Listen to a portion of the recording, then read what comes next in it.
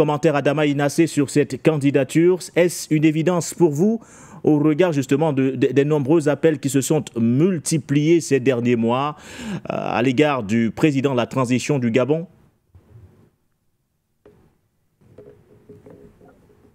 Oui, nous, à notre niveau, nous avions vu la chose venir de loin, puisqu'il faut noter que le coup d'État au Gabon n'aurait pas eu lieu sans vraiment deux facteurs. Le premier facteur était la détermination du peuple gabonais sur le respect des résultats des dernières élections présidentielles.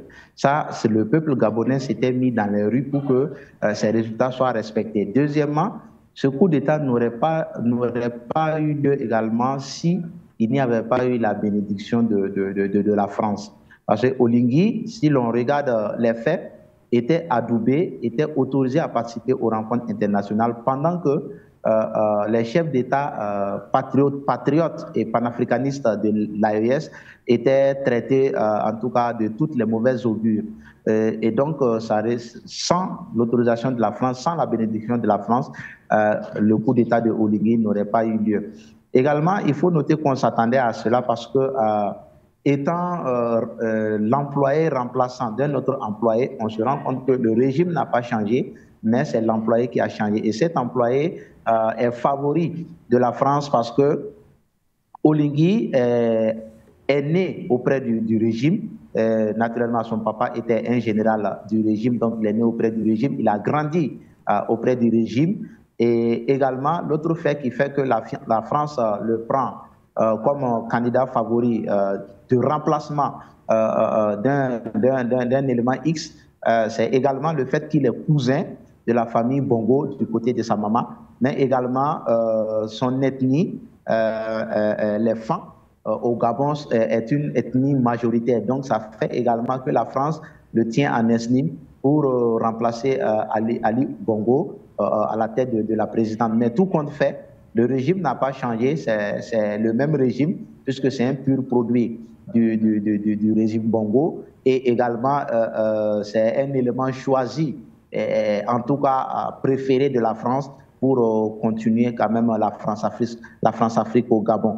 Mais Oligui peut-être pourrait également, en tout cas s'il arrive ou s'il le décide, puisque ça dépend de sa détermination, oui, peut aussi, par cette candidature, œuvrer pour le bien du peuple gabonais. En tout cas, s'il arrive à décider de se départir de tous ses liens avec la France et d'œuvrer pour le bien de son peuple. Mais cela resterait vraiment très, très difficile, puisque ses dents ont poussé dans ce régime. Il a été beaucoup soutenu par ce régime. Et s'il lui fallait justement cette légitimité, on se pose la question s'il sera possible. Et s'il lui fallait cette légitimité pour mettre justement, pour implémenter ce que vous venez d'évoquer à l'instant, se départir justement de cette casquette et implémenter une véritable souveraineté, une véritable rupture du côté du Gabon. On l'a vu ailleurs.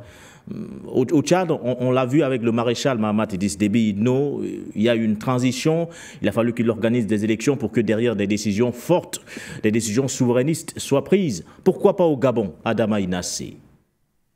Oui, j'en venais également, puisque si je dis que Oligui, il pourrait également se tenir aux côtés de son peuple, cela ne va pas, en tout cas sans aussi la détermination du peuple à vouloir implémenter une souveraineté. Donc, cela implique également le rôle combien prépondérant du peuple à inciter ses dirigeants à opter pour la souveraineté. Je pense que le Tchad, ça a été le cas.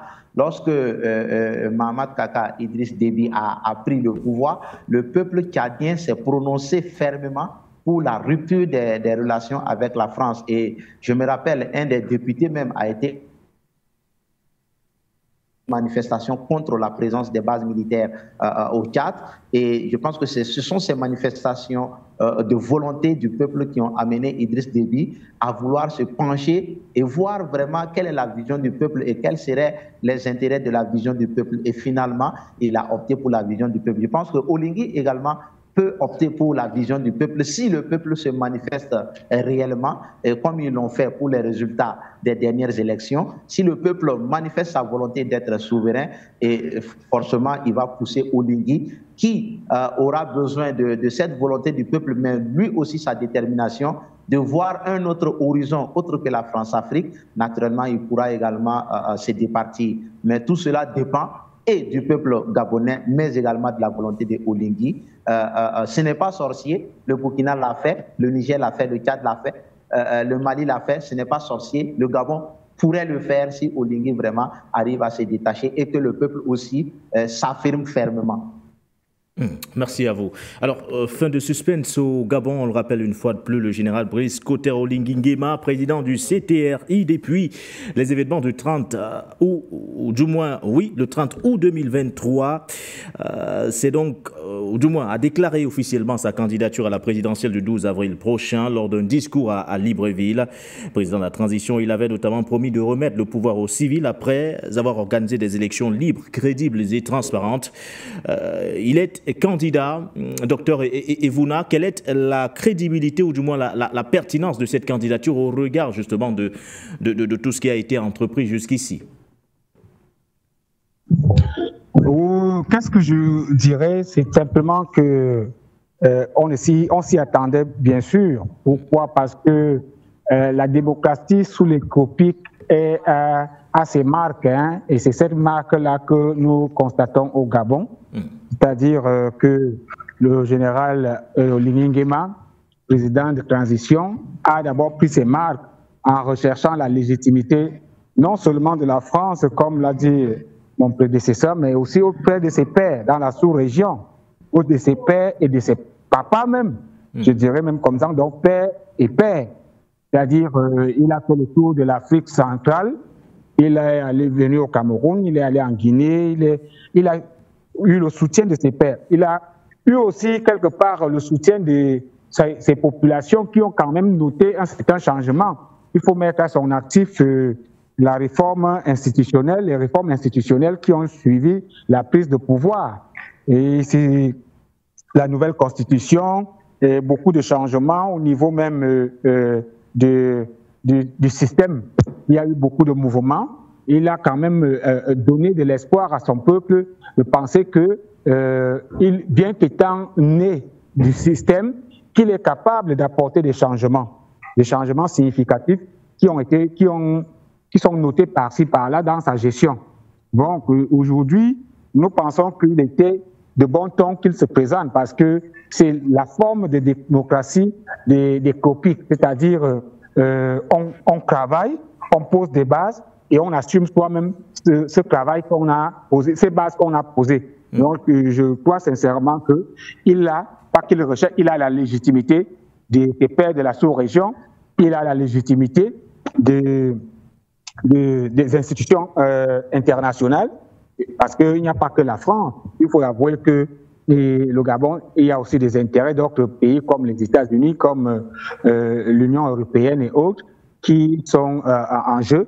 Et il a su manager et jouer avec toutes ces institutions internationales pour pouvoir prouver cette légitimité dont il avait besoin. Aujourd'hui, il se présente donc. Nous attendons à ce qu'il n'y a pas de grands enjeux parce qu'actuellement, les noms qui paraissent comme étant ses adversaires, je ne pense pas qu'il y ait vraiment jusqu'à présent un poids lourd de la politique gabonaise.